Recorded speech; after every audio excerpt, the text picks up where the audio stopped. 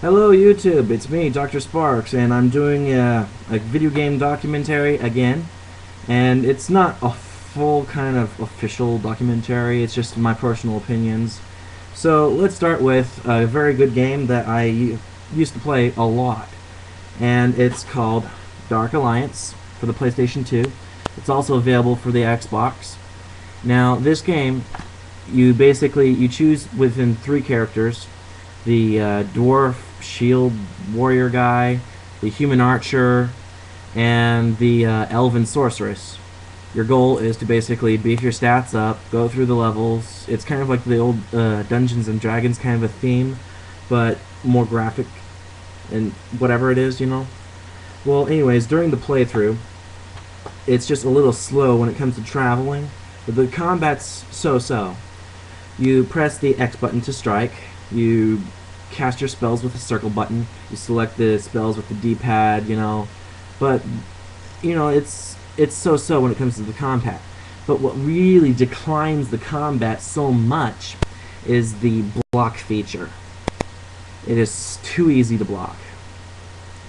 Granted, it's nice that you can block all the damage that you want that's being thrown at you by pulling up your block, by tapping the R1 button. Well, let's just say you can just block all day long when people are using archery at you. You just tink, tink, tink, dodging all the damage that's being thrown at you. Why don't we go back to the original Dungeons and Dragons, that when you block, there's a chance, a small chance, that you can actually get damaged even through the shield. I prefer the classical version.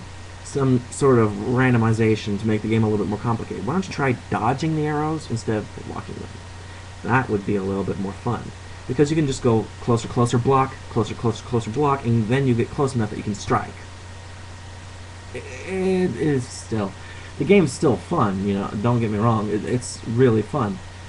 And I like to play the archer because, you know, you get to keep your distance. And he's got different types of arrow spells. The sorceress, on the other hand, she's complicated to use. She has to use a lot of magic, so you have to beef up her intelligence and all of those things. She's got already high charisma when it comes to everyone else. But, she's got really, really powerful spells. And when she gets to a certain level with this spell about a magic sword, which follows you around and strikes the enemy. Starts off as a dagger, and then gets to a short sword, then a long sword, then a claymore, and it goes up. And the sword can get really freaking powerful, that when you're playing on normal mode, it'll kill any small monster within one hit. But I like to play on the hardest difficulties, so I play hard at first, and then I'll play extreme mode and play through. I've beaten this game through and through, got every single one of the characters to level maximum. I don't remember the maximum anymore. It's been quite a few years since I played. I think it's 40 maybe. But anyways, yeah. The game's easy but fun, sometimes complicated, because when you unlock Dritz, well, let's just say that Dark Elf guy, he's fun, but you cannot change his weapons. You can change his armor, but not his weapons, and he only has a few spells you could use, such as Repulsion and Elf's Icy Sphere. Well, yeah. But you only can get Dritz if you beat Extreme Mode and then do the Gauntlet, which is pretty fun. In fact, I'd rather just play the Gauntlet all day. But yeah, that's this game. Dark Alliance Baulders Gate, the first disc, for PlayStation 2, also available on Xbox.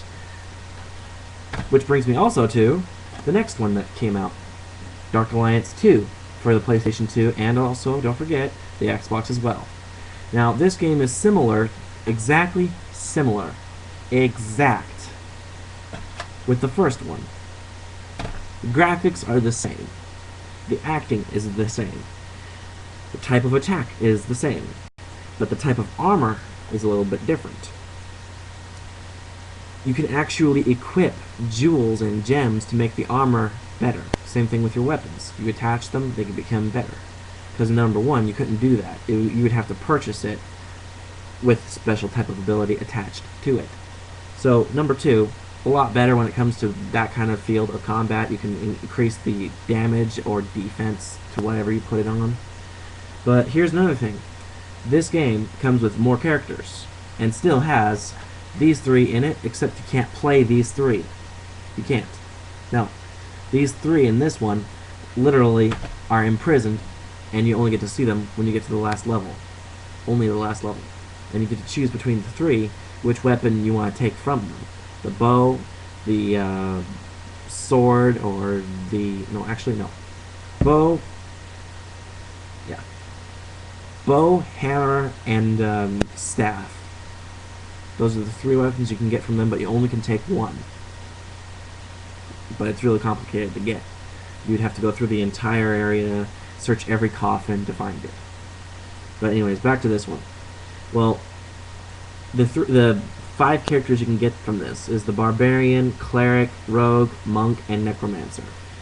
I like to play the Necromancer because he's a little bit better than the Sorceress from number 1. He can raise the dead, he can cast spells that deal massive damage, but he's got poor defense. Very, very poor defense. My guy in this game is so powerful, he can kill the final boss on extreme mode by summoning the Shadow Demon and constantly using a protection spell and drain. That guy doesn't have a chance. But I also can play very good with the Barbarian because he does massive damage and he's got high defense. The Cleric's okay, but she's got, you know, more defense than she has offense, and she's a great healer. The Rogue, great handy. He's good in combat. He's very good with ranged. Semi-good with setting up traps and disabling traps. But still, not my kind of thing. The Monk. Didn't really like her playstyle, so I never really got really good with her, and I just kept her at level 20 and that's it. But anyways, the 2 characters you can unlock in this game is Dritz as well, again, and this new guy who's an assassin, and I don't remember his name, but he's pretty powerful on his offense. He's got a sword, or no, he's got a dagger that guarantees a critical within a combo. He can turn invisible, he can disable traps as well. I mean, he's pretty good. But I maxed him out, and he's unstoppable. Except he's kind of hard to use him when you're fighting the final boss, because that assassin, you cannot change his weapons, you cannot change his armor. That's the only downside. But he's very powerful on his offense. Anyways, this game exactly identical to the first one, which is a little disappointing. But still, it's fun. You get more characters to pick from, you get more things to customize. But overall, these 2 games are fun. Fun, but disappointing. So I'll end that with one thing. Please make a 3rd and make the playstyle better. Please. Anyways, thank you for listening to my documentary on the Dark Alliance Baulders Gate thing. So, thank you, and subscribe, and I'm terrible at this kind of a thing. Thank you.